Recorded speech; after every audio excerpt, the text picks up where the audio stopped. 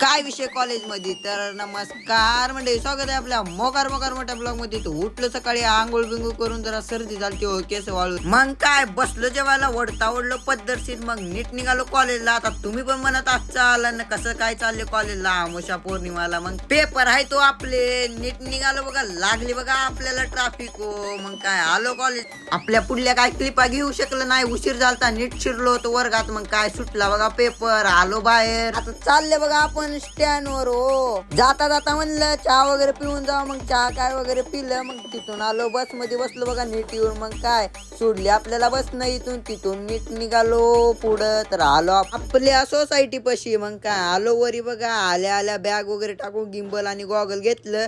नीट निघालं खाली बघा. आलं बघा आपल्या समोर पशी. समोर काय बुलेट काढला. तिथून आलो बुलेट मध्ये पेट्रोल टाकाय. पेट्रोल वगैरे टाकलं. मग तिथून निघालो बघा नीट फोटोशूटला.